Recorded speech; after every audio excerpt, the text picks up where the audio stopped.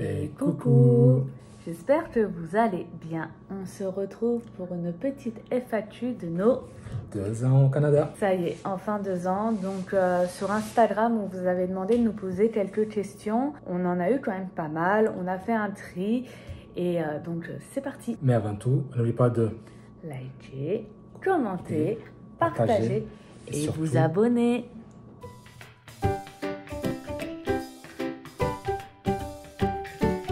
Bienvenue sur la chaîne Tulaya et Maman. Suivez nos aventures. C'est parti. Donc commençons par le commencement.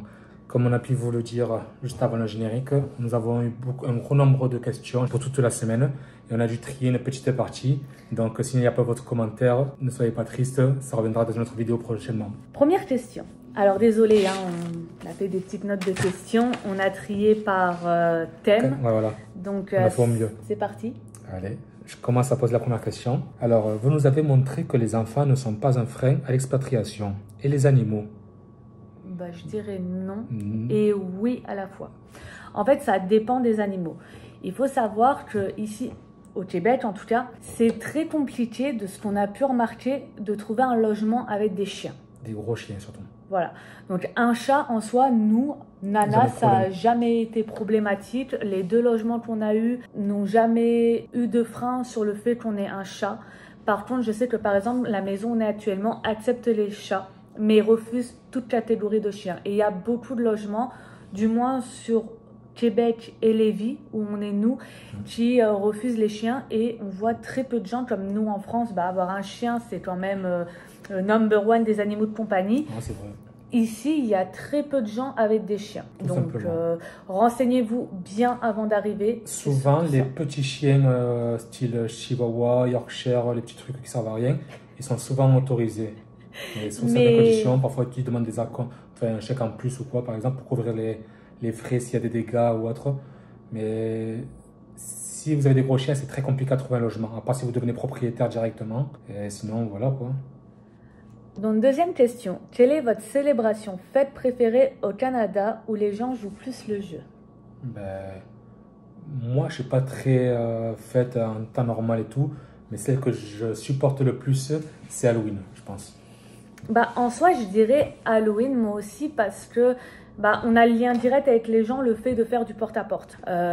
En tout cas, commercial. En tout cas, de ce qu'on peut voir, vraiment, c'est ancré dans la culture. Tout le monde vient à mettre des décorations, tout le monde joue le jeu quand même, à distribuer des bonbons aux enfants. Enfin, du moins dans notre quartier, là, c'est la 2e année.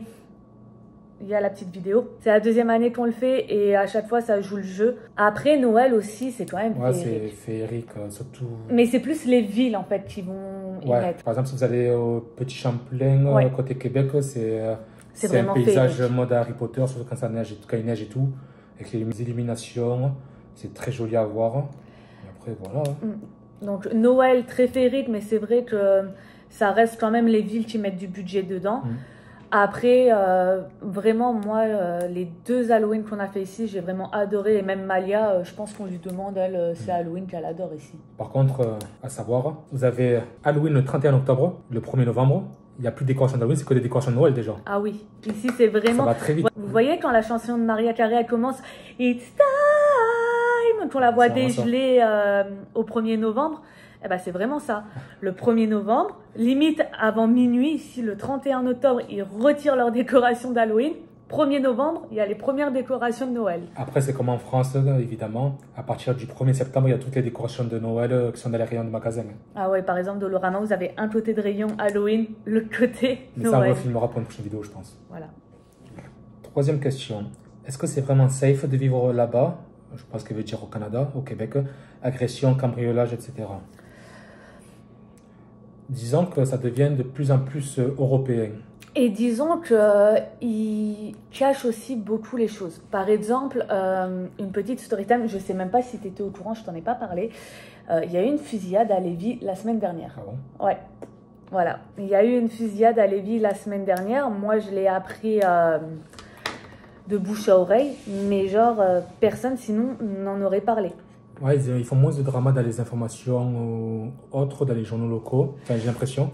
mais ça devient de plus en plus, enfin de moins en moins safe au fur des années, mais ça c'est normal, c'est comme dans tout pays où il y a de plus en plus d'immigration et tout.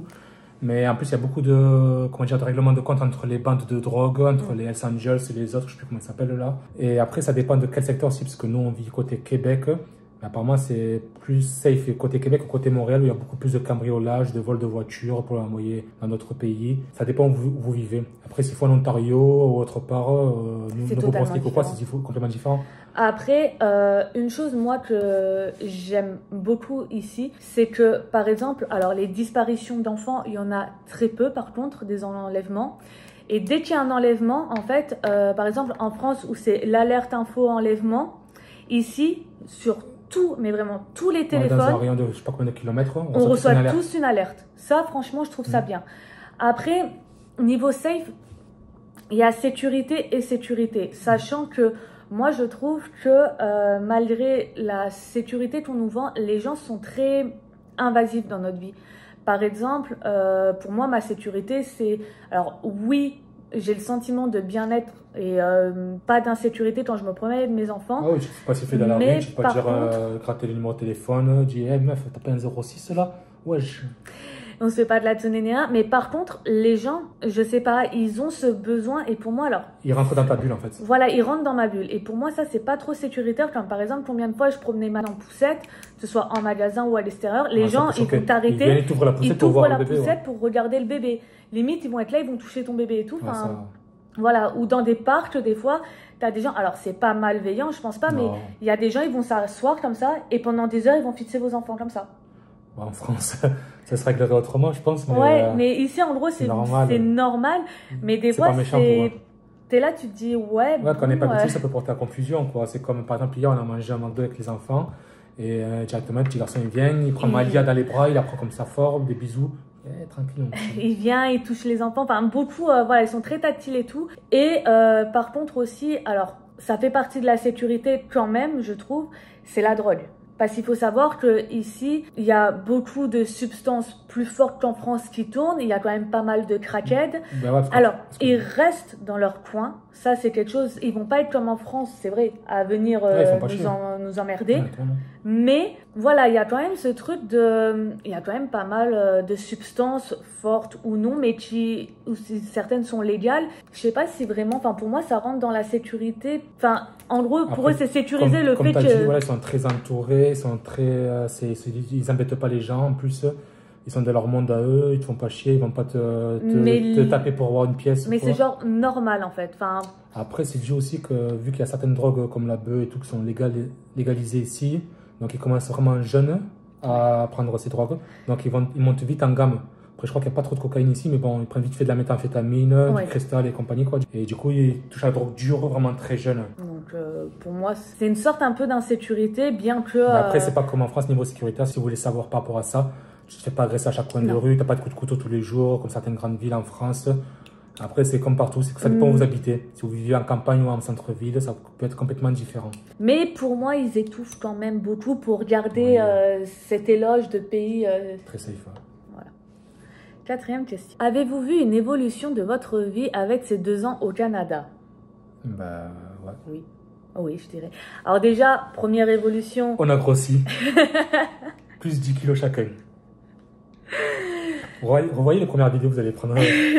Surtout toi. Moi, j'ai pris cher. Toi, en 2 ans, l'évolution... Mais là, c'est un 6 mois depuis cet été. Bon, après aussi, on a aussi beaucoup grossi en France. C'est pas que le Canada, on a aussi beaucoup grossi en France, faut se le dire. Non, après, moi, je dirais la première évolution de notre vie qu'on peut constater, c'est quand même qu'on a eu bébé 2. Bah oui. Ça a été la plus grande évolution et même la plus belle évolution malgré l'accouchement catastrophique. Vous avez, si vous fouillez un petit peu dans les précédentes vidéos. Voilà, vous allez pouvoir trouver mon accouchement qui, personnellement, pour certaines... L'a traumatisé. Autant pour certaines, l'accouchement au Canada, ça a été une merveille. Autant pour moi, ça m'a traumatisé. Ça a été le pire accouchement. Ça a été le pire traumatisme de ma vie. Je ne ferai pas de 2e enfant au Canada. Mais... Le 3e autre part d'ailleurs. Oui, mais en tout cas le Canada c'est sûr que voilà. Mais après en évolution de vie, bah, je pense que oui parce que... On a pas se jeter des flammes, on a glow up dans notre niveau de vie quoi, ça n'a rien à voir quoi. On a pris de la maturité, ça c'est tout évident. On a appris à mieux gérer nos trucs parce qu'on a vu un autre système de vie que celle qu'il y a en France. Et dans tous les cas, ça nous a apporté beaucoup, quoi. Et puis même, ça nous a permis en fait d'avoir un autre œil même sur nous, sur nos projets.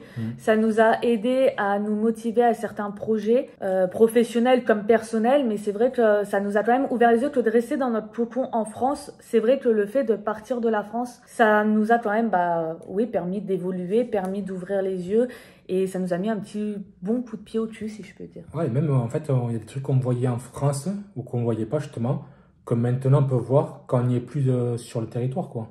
Je sais pas si tu me comprends. Oui.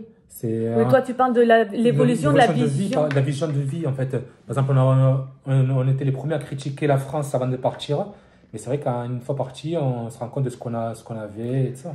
En fait, dans l'évolution, c'est vrai que découvrir une nouvelle culture, découvrir un nouveau pays, ça nous permet quand même de ravoir les pieds sur terre, si je puis dire. Voilà. Donc, 5e question. Est-ce que vous avez remarqué une baisse ou une hausse du coût de la vie en 2 ans là-bas? Une hausse? Parce que comme partout, l'inflation a touché aussi le Québec, Canada, quoi. Et en très peu de temps, parce que... même depuis cet été, depuis cet été, on est parti en juin du Canada pour aller en France. Juin, ouais.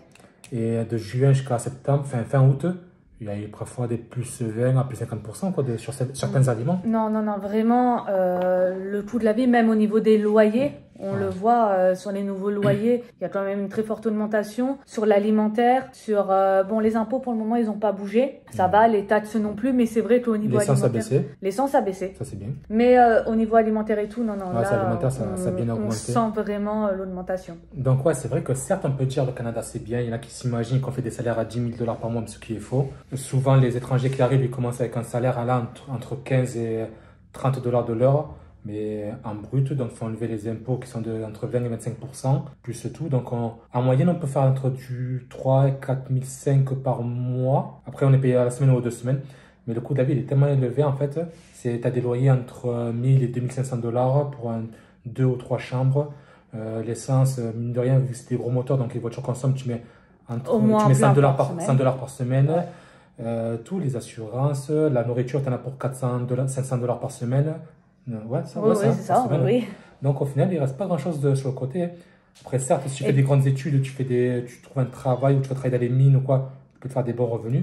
Mais ce qu'on nous vend là, quand on fait du 10 000 $ par mois, c'est pas souvent. Et sachant qu'en plus, il faut se dire, toute activité est payante et chère. Même aller se promener en nature dans des parcs régionaux, c'est payant. Les 3/4 des parcs, limite, sont payants. Et ça chiffre vite. Enfin, quand on se dit qu'on y va en famille, quand même, ça peut quand même pas mal chiffrer. Donc, c'est vrai qu'il y en a beaucoup qui disent « Ouais, vous êtes au Canada, vous faites des bons salaires. » Il faut compter, comme il dit, le coût de la vie, les assurances, quand même les sorties, parce qu'on est quand même là pour faire des sorties, occuper les enfants et tout. Mais mettre de l'argent de côté, c'est pas pour être pessimiste, mais ça peut, pour certaines familles ou quoi, être compliqué, oui. Non, comme on l'a dit dans des précédentes vidéos, on gagne mieux notre vie en France qu'au Canada. Donc on a un autre cadre de vie ici, donc on est content d'être là, c'est super bien, on a plein d'avantages, mais c'est pas par rapport à l'argent quoi. Alors moi par exemple, pour revenir sur ce que dit Mehdi, pour ceux qui n'ont pas vu la vidéo, en bref, moi je gagne quand même légèrement plus qu'en France, mais lui qui était à son compte avec l'entreprise, alors ok on avait les impôts d'entreprise et tout ça, où là on se faisait violer, mais quand même sur le revenu qu'on se mettait en poche, on gagnait quand même mieux notre vie. Après comme il dit, c'est vrai que le cadre de vie est complètement différent. Excusez-moi, je lis. Combien faut-il mettre à peu près de côté pour une famille de 5 pour immigrer au Canada? Tout dépend des familles en fait. Ça dépend de où vous allez habiter, de si vous venez avec vos meubles ou pas, si vous allez acheter des véhicules directement en arrivant ici. Si vous venez en EIN, en permis fermé ou en... Ouais. Moi, personnellement, pour une famille de 5 personnes, je conseille... Ça dépend en fait si vous voulez acheter des véhicules cash, si vous voulez louer un véhicule ou autre. Mais par exemple, nous sommes venus à 3. On a acheté des véhicules à crédit en arrivant. Et il nous a fallu, pour meubler et ça, pour nous intégrer, on avait 10 000 € à peu près. Et encore 10 000 €, sachant safe. On a été safe. On a fait attention. Excuse-moi. On a acheté au niveau des ameublements beaucoup de seconde main, voire que de la seconde main. Ce marketplace, honnêtement, il y a de très bonnes affaires ici, quasiment neuf. Et la chance qu'on a eue, c'est qu'on est arrivé dans un premier logement qui était quand même meublé, donc ça nous a permis de pouvoir acheter petit à petit aussi nos meubles. Mais non, c'est vrai que après, comme il dit, il y a beaucoup de facteurs qui vont dépendre. Mais t'as annoncé combien, toi? Nous, on avait 9-10 000 euros, nous. Ouais, on avait 10 000, donc franchement, pour être vraiment tranquille, moi, je vous conseillerais un minimum de 20 000. Vraiment pour être tranquille. Ouais. Donc, suite à vos nouveaux permis, vous avez eu des démarches à faire entre le NAS, la RAMQ, etc. Ça, c'est une question pour moi. Alors, il faut savoir que déjà, pour tout ce qui était les démarches du permis, on n'a rien à faire parce que c'était l'avocat de ton entreprise qui s'en est occupé. Après, pour ce qui est des démarches personnelles, le NAS, du moment que vous l'avez au départ à votre arrivée, il ne change pas. Donc ça, vous avez un NAS tant que vous êtes au Canada, que vous renouvelez vos permis ou autre. Après, quand vous passez résidence permanente ou citoyenneté, là, c'est autre chose. Mais quand vous faites des renouvellements de permis, le NAS ne change pas et vous commencerez toujours par un 9. Ensuite, pour ce qui est de la RAMQ, oui, là, j'ai eu des démarches à faire parce que la RAMQ était rattachée aux dates du premier permis de Medi, donc c'est-à-dire fin novembre 2024. Et là, donc, j'ai dû faire le renouvellement des RAMQ pour avoir jusqu'à août 2026. Après, vous inquiétez pas, le renouvellement de RAMQ, vous allez sur le site de la RAMQ, vous faites les démarches, je me réinscris.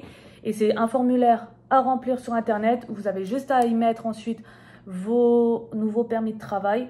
Vous validez et voilà, tout simplement. Ouais. Après, juste à prévenir les banques. Oui, voilà. Pour qu'ils puissent faire la mise à jour, eux, des dossiers clients. C'est ça, vos employeurs et voilà quoi. Non, vraiment, il y a, à part vraiment la RAMQ, et en plus c'est gratuit quand même, à savoir le renouvellement de carte RAMQ. Mais à part la RAMQ, il n'y a rien. Non, rien de spécial, ouais. C'est RAMQ et banque. Et moi, mon employeur, vu que toi, bon, ton employeur, il avait direct ton permis, moi, redonner mon nouveau permis de travail à mon employeur. Voilà. Coucou. Pour le permis fermé, vous l'avez demandé directement à l'entretien d'embauche. Merci. Alors, pour ce qui concerne de mon premier permis de travail fermé, c'était un poste direct en permis. C'était un poste directement permis de fermer, excusez-moi, que j'ai trouvé sur Indeed France. C'était une offre qui apparaissait pour s'expatrier au Canada. L'employeur s'occupait de faire toutes les démarches. Et puis voilà. Et pour mon deuxième poste, en fait, étant un permis de travail vulnérable, à la suite de ma première démission, enfin de ma démission quoi, j'ai été contacté par une agence qui s'occupe de recruter des personnes. Et cette agence m'a demandé si j'étais intéressé pour travailler dans une certaine boîte et tout. Je dis oui, mais à une seule condition, c'est s'ils me proposent un permis de travail fermé. Parce qu'il faut savoir que le permis ouvert pour personnes vulnérables était que de 6 mois. 6 mois, renouvelable 6 mois. Donc du coup, après, on a vu avec mon nouvel employeur qui était là où je suis actuellement. Et en fait, ils m'ont dit, tu fais une période d'essai de 3 mois. Et si ça correspond à nos critères et si c'était toujours OK, là, on te proposera un permis de travail fermé. Et du coup, c'est ce qu'on a pu faire. Voilà. Mais sinon, ouais, souvent, c'est lors de l'entretien d'embauche, il faut en parler. Il faut dire que vous êtes, vous, intéressé plutôt par un permis de travail fermé. Et si vous n'êtes pas là, à ce moment-là, il faut leur dire qu'il vous faut absolument un permis de travail fermé. Sachant que, attention, avec les nouvelles lois d'immigration, il y a tout qui a changé, donc il faut bien se renseigner. C'est vraiment très compliqué de avoir un permis de travail fermé. Tout dépend de votre domaine d'activité. Et enfin là, c'est un bordel en ce moment. Ouais, les lois changent toutes les semaines. Vraiment, renseignez-vous bien. Si vous pouvez avoir une entreprise avec un avocat qui peut s'occuper des papiers, franchement, c'est le mieux. Un bon conseiller qui s'y connaisse vraiment, qui soit à jour avec les lois. Parce que là, ça a vraiment tout changé. Ah, mais là, en l'espace de 2 semaines, ça n'arrête pas. Vraiment, ça n'arrête pas. Et les permis de travail fermés. Ils veulent plus d'étrangers en fait qui viennent. Ouais, là, en ce moment, ils sont vraiment en train de tout bloquer. Donc, que ce soit les résidences permanentes ou les renouvellements de permis de travail fermés ou même les nouvelles demandes. Ouais, c'est ça. Donc renseignez-vous bien. Comment Mehdi avait changé de permis de travail fermé? Alors, il faut savoir qu'on avait fait une vidéo qu'on vous épingle. Où là, ce sera vraiment bien expliqué parce que je ne vais pas pouvoir tout vous réexpliquer. Puis tout à l'heure, on montrera. Ouais, on verra. Bon, un des côtés est épinglé, mais voilà, il faut savoir que c'est très complexe. Pour faire en bref, il faut déposer une plainte auprès de l'IRCC. Le mieux. Des preuves contre votre employeur, qui vous êtes maltraité. Oui, mais pour préciser. il faut montrer que vous êtes maltraité, que vous avez des problèmes avec l'employeur, des litiges qui soient fondés. Il faut que vous ayez des preuves avec vous, des enregistrements, des photos ou autres. Voilà, à savoir que les enregistrements audio au Canada sont légaux comparé à la France. Donc, si vous avez un litige avec votre employeur, n'hésitez pas à mettre votre téléphone en mode enregistreur, le mettre dans la poche pendant les réunions. C'est autorisé. Parce que c'est autorisé et ça peut vraiment vous servir de preuve. Mais voilà, donc nous, on est passé par le CTI. Je vous mets les coordonnées ici, qui nous ont aidés à monter le dossier et toutes les démarches. Nous accompagner, ouais. C'est gratuit, ils sont sympas et ils nous aident vraiment. Oh, t'as qu'à préciser. J'ai pas le temps de préciser. Surtout que c'est moi qui me suis occupée de ton dossier. Oui, mais c'est mon dossier. Bref, donc regardez la vidéo qui vous expliquera tout, mais c'est possible. Sachant que, alors apparemment, là maintenant, ce serait des permis vulnérables de 18 mois. Là, j'ai entendu que quelqu'un, on lui avait proposé pour 18 mois. Après avoir, c'était jusqu'à 1 an, enfin c'était 6 mois renouvelable, 6 mois. Peut-être après, ça dépend quelle sorte de permis, si vous étiez sur un permis 2 ans, un permis 3 ans ou quoi. Mais voilà, ça vous laisse quand même un laps de temps pour pouvoir trouver un nouvel employeur qui vous reprendrait en permis fermé. Mais comme on dit, attention en ce moment, avec les changements de loi, ça se trouve, c'est peut-être pas avantageux non plus. Ouais. Sinon, après, si vous ne souhaitez pas passer directement avec un permis de travail vulnérable, vous pouvez passer directement d'un PTF, par exemple, jeune travailleur, à un PTF avec EIMT. Donc, passer de EIC à EIMT directement. Mais, je ne veux pas dire de bêtises, mais je crois qu'on ne peut pas faire EIMT à EIC. Non, ça non, ouais. On peut aller dans un sens, par exemple, faire un jeune travailleur à partir côté EIMT, on ne peut pas partir de l'EIMT, aller côté jeune travailleur, en fait. Donc, toujours comme d'habitude, vous renseigner avant tout. Petite Yaya a bien grandi. Est-elle toujours heureuse de vivre au Québec? Alors elle, de toute façon, je pense que peu importe où on est, elle sera heureuse du moment qu'elle a papa, maman et maï. Ça dépend des jours. Oui, parce que Storytime, en ce moment, on est en pleine crise d'adolescence de 4 ans, où un matin, elle s'est levée en nous disant « Je vous aime plus, je veux changer de famille ». Et on lui a dit « Bon, bah, fais tes affaires et ciao ». Réellement, elle a commencé à faire ses affaires et nous dire « Bon, bah, au revoir ». Après, elle a ouvert la porte, elle a vite refermé. Mais non, Malia, effectivement, elle a quand même bien évolué ici. Elle, le Québec, pour elle, résume à la neige. Donc là, en ce moment... Elle adore la neige. Donc, en ce moment, c'est elle arrive quand la neige, elle arrive quand la neige, elle arrive quand la neige. Donc elle, quand c'est l'hiver, c'est la plus heureuse. Après, sa famille lui manque en France, surtout depuis cet été qu'elle est rentrée. Ouais, là par contre, alors elle s'y plaît vraiment au Québec, mais je pense que c'est aussi parce que voilà, on est là, et puis elle a quand même fait la moitié de sa vie ici. Ouais, jusqu'à présent, oui. Jusqu'à présent, elle a fait la moitié de sa vie au Québec, donc voilà. Mais c'est vrai que là, d'avoir passé 4 mois en France, d'avoir profité tous les jours de la famille, ça lui a fait un gros choc. Là, elle commence à être en âge où elle comprend qu'on vit loin, qu'on ne peut pas voir ses cousins-cousines tous les jours, qu'elle ne peut pas voir sa mamina régulièrement. Et là, elle commence à avoir quand même... elle pose beaucoup de questions. Ouais, elle commence à poser beaucoup de questions. Pourquoi on habite loin? Pourquoi elle ne peut pas les voir? Mais bon, après... On aimerait bien rentrer toutes les semaines, mais bon, ça coûte cher et maman ne veut pas se mettre sur Mimo ou Phone, donc je plaisante. Elle ne veut pas rendre ses clés, donc écoutez. Mais non, après, elle, du moment, je pense, même si on serait, je sais pas, au Pérou, ou si on serait en Allemagne ou au Guatemala, j'en sais rien, je sais pas, le premier pays qui me vient en tête, du moment qu'elle est avec nous de toute façon et qu'elle a de la bouffe. Et son frère aussi. Ah ouais, par contre... elle est fanatique de son frère. Là, c'est son frère, c'est toute sa vie. On avait peur de la jalousie, il y a eu un petit temps de jalousie. Ouais, mais ça c'est normal. Parfois, on lui s'amuse à lui dire, alors tu préfères qui, maman ou papa? Je sais qu'on ne va pas le faire, ça, mais elle dit Maï. Je dis, ah, ok. Voilà. C'est son frère, c'est toute sa vie. Donc, non, elle, après, de toute façon, elle, vivre au Québec. C'est ça qui m'a dit partout où elle va en général. C'est juste, elle aime être entourée et faire sa diva, sa princesse. On ne sait pas de qui elle tient. La question. Morgane s'est-elle réconciliée avec le système de santé au Québec? Vous voulez vraiment la réponse? Je pense que vous avez déjà la réponse. Alors, je vais donner une réponse très franche. Je sais que ça va pas plaire à beaucoup et pas désolée parce que c'est mon ressenti. Voilà, c'est mon avis. Mais le système de santé au Québec est merdique et pour le moment, pour moi, à mes yeux, restera merdique. Après, les Québécois le disent eux-mêmes, ça a toujours été le cas et ça sera toujours le cas. Ouais, mais pour moi, on nous le dit, mais on nous le dit pas assez. Et moi, je continuerai à me répéter que c'est ma pire angoisse ici, le système de santé. Il y a eu tellement d'exemples, mais voilà, que ce soit ma grossesse qui a été horrible avec le fait qu'on m'ait annoncé que j'avais perdu Maï pendant qu'il était dans mon ventre, alors que pas du tout. On s'était juste fait une prise de sang, on m'avait programmé un avortement spontané le lendemain et finalement Maï était toujours en mode teuf dans mon ventre au moment de l'échographie avant de passer au bloc. Donc heureusement qu'on m'avait fait une échographie avant de passer à l'avortement. Que ce soit pour Malia, là, il y a 3 semaines, elle a fait quand même une grosse otite où ça a été très très dur. Et il a fallu quand même que je me renseigne avec le système de santé français de qu'est-ce que je pouvais lui donner ou pas en antibiotiques. Heureusement, on a ramené des antibiotiques de France, mais j'ai dû faire de l'automédication. Ma fille a 4 ans, je dois faire de l'automédication, ou sinon, c'est un minimum 15 heures d'attente aux urgences, où on te dit d'appeler le 811, avoir une infirmière au téléphone pour avoir un rendez-vous d'urgence, sauf que finalement, on ne te donne pas de rendez-vous d'urgence. Les rendez-vous, avant d'en avoir un, ton enfant attend de faire une double otite qui te remonte en sinusite, qui lui monte en migraine. Moi, je crois que j'ai été voir une fois un médecin ici, et après c'est que de l'automédication parce que même j'ai vraiment pas confiance.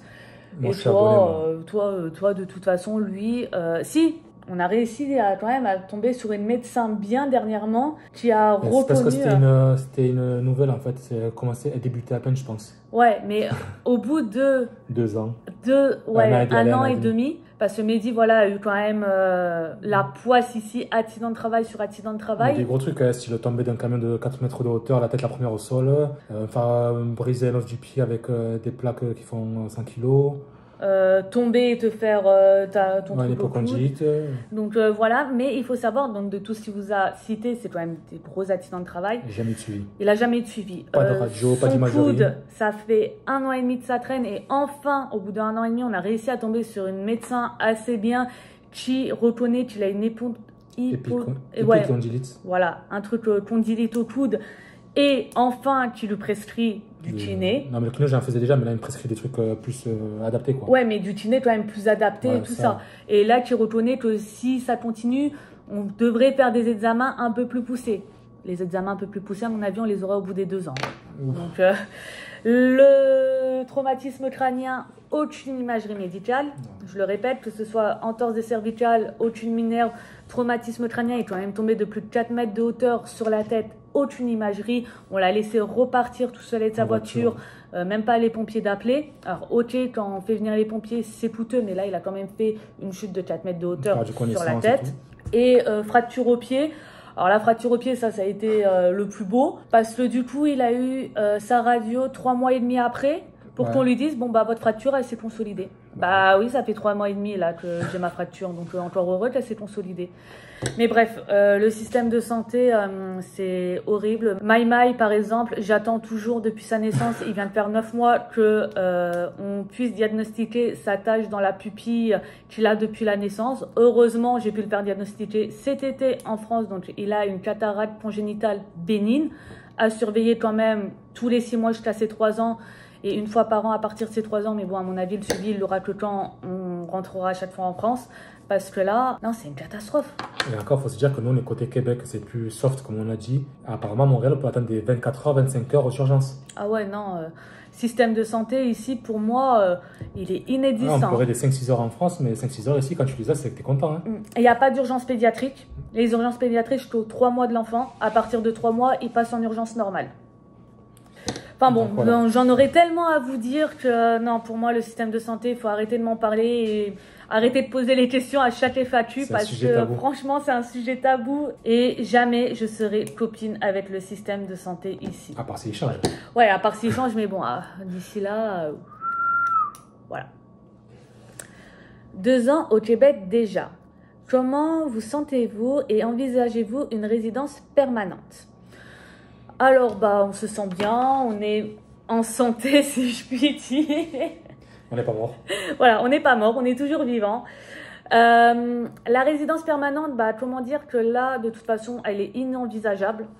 On aurait pu faire la demande, on avait assez cotisé et tout, ça y est. Mais on avait renouvelé plutôt ton permis de travail fermé parce que bah, pour ceux qui nous suivent et ceux qui nous connaissent maintenant, nous, comme on l'a toujours expliqué, on vit beaucoup au jour le jour. Il peut se passer un moindre pet dans nos têtes, qu'on peut se dire, bon, bah finalement, on s'en va en Éthiopie. Je sais pas, je te sors de ces pays. Faut trouver mieux quand même. Hein. Oh, c'est riche là-bas. Mais bon.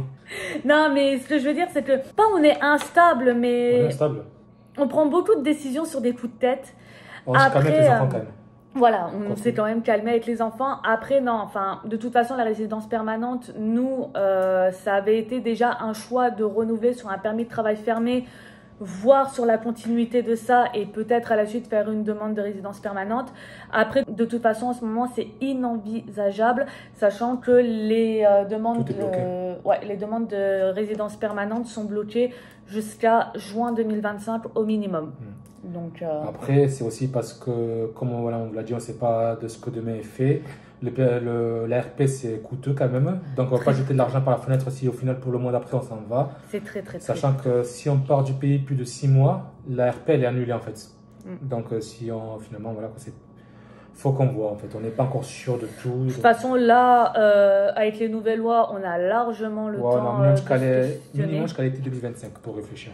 Voilà, et après, de toute façon, comme on dit, on ne sait pas quoi il fait demain. Il suffit qu'il y ait un coup de téléphone en France qui nous dise qu'il y a un problème au niveau des familles ou quoi, selon le degré. Ça dépend de quel côté est la famille. Non, mais selon le degré aussi de problème, voilà, d'importance, on peut du jour au lendemain faire nos valises et rentrer. Ou avoir une goutte d'eau qui fait déborder le vase et se dire bon bah là ça y est on sature. Et en parlant de goutte d'eau, en plus, je ne sais pas si vous avez pu suivre l'histoire de mon amende que je passe au tribunal et tout. Mais maintenant du coup j'ai un casier judiciaire ici au Canada pour une amende contestée en fait. Donc du coup je ne sais pas si ça met en jeu l'ARP, possibilité qu'on n'a plus le droit à l'ARP à cause de ça. Donc il faut tout voir en fait. Donc, Enfin bon, nous pour le moment on vit au jour le jour et puis de toute façon qui nous suivra vivra l'aventure avec nous. Et la dernière question du jour est, vous voyez, vas-y on l'a dit en même temps, c'est mignon. 1, 2, 3. Vous voyez où d'ici 5 à 10 ans vous restez au Canada? En interrogation. Alors moi, je réponds moi. D'ici 5 à 10 ans, le best pour moi serait l'Andorre. Pourquoi donc? Parce que l'Andorre, c'était notre premier choix à la base. On avait hésité entre l'Andorre et le Canada, puis on a eu l'opportunité au Canada. L'Andorre, pour moi, de toute façon, l'Andorre, c'est la patrie, c'est le sang, c'est la famille. Non, ça ne fait pas le papier et les Andorre. Non, mais voilà, pour moi, l'Andorre, c'est vraiment... il y a tout. C'est à côté de la famille. Ça a toujours été... pour moi, et c'est vrai que tu m'as rejoint sur ce point de vue, ça a toujours été j'ai toujours aimé l'Andorre. Notre petit paradis, en fait. Donc, moi, d'ici 5 ou 10 ans, si vraiment nos projets de vie se font bien, Inch'Allah, comme on dit chez toi, peut-être on sera en Andorre. Ouais, parce que c'est vrai que l'Andorre, il y a tout le positif pour nous. Le négatif, ça peut se gérer. Par exemple, c'est à 2h30 de route de nos familles. Parce que, comme vous le savez, on vit à Perpignan. L'Andorre, c'est pas très loin. Le climat, il est à peu près comme ici au Québec. Donc, l'hiver, il neige, l'été, il fait chaud. Il y a toutes sortes de paysages. On est à 2 heures de Barcelone, 2 heures de Toulouse, 2 heures de Montpellier, on va dire. Non, un peu plus de Montpellier. Mais il y a beaucoup d'avantages. Montpellier, tu es plus loin. On est à 2 heures de Perpignan, donc on est à 4 heures de l'Andorre. Mais après, le point négatif de l'Andorre, c'est qu'il faut sortir un gros budget pour y aller. Par exemple, pour nous, pour un visa pour s'expatrier, il nous faudrait d'aller 90 000 € pour y aller. Donc, on ne les a pas du tout. Donc, c'est pour ça qu'il faut lui dire qu'elle vend ses pieds sur OnlyFans. T'as un problème avec ça? Ça rapporte apparemment. Sinon, exploser les likes et les commentaires. Voilà, ce sera plus intéressant et plus sain. Non, mais donc, ouais, moi, honnêtement aussi, je me verrais beaucoup en Andorre dans les 5 ou 10 ans, ou péter un plomb et partir au soleil. Et on a déjà vous en parlé. Moi, j'aime bien le coin Maurice, le coin où il fait chaud, Nord-Afrique, peut-être pas en Algérie ni rien, mais Maroc. à voir Maroc. Faire manger du caca à Dubaï, ça m'intéresserait aussi. Mais toi, la vidéo, elle va être... Non, c'est à voir en fait. Mais par contre, maintenant, à partir de maintenant, ce qu'on s'est dit, c'est que si on quittait le pays, le Canada pour aller autre part, ce serait hors plus France, près. ce serait déjà plus près de chez nous, on va dire. Et plus facile. On irait en vacances avant. On n'irait pas sur un coup de tête sans visite. Il faudrait qu'on aille visiter le pays au moins 2 ou 3 fois avant de s'expatrier. Une fois avec enfant, une fois sans enfant. Parce que voilà, il faut savoir que nous, le Canada, on est quand même venus en mode total aventure. On n'était jamais venu avant et on s'est dit, on a une opportunité à Canada, on veut aller au Canada. On a maintenant l'opportunité, c'est maintenant ou jamais. C'est pour ça que l'endroit on connaît très bien. On y allait au moins une fois par mois avant. Donc même là, pendant c'est quoi les summer vlogs qu'on a pu tourner là cet été, vous avez vu qu'on a pu passer des séjours là-bas. Donc non, vraiment, après, ça se trouve, on restera ici. Oui, voilà, ça se trouve, d'ici là, on sera en France. Ça se trouve, on sait pas. Mais c'est vrai que... Il y aura une guerre mondiale qui va exploser. On sera tous morts, il y aura une bombe nucléaire. Mais... vraiment pessimiste. Ouais. Mais non, enfin, après, voilà, c'est vrai qu'on s'en est jamais caché que l'Andorre a toujours été notre coup de cœur si on pouvait un jour pouvoir s'expatrier. Voilà. Mais on ne sait pas de quoi est fait demain. Et puis, comme on le dit, on n'est pas vraiment stable. Enfin, on est stable, mais tout en étant instable. En fait, j'ai l'impression que... Je t'ai perverti, en fait. Tu fais ça, toi, avant. Ouais, c'est vrai que moi en fait, j'avais peur de tout. J'avais peur du changement. Elle avait 1 euro de découvert, elle n'était pas bien. Elle appelait ses rappeurs. Tant pis, comment je vais faire?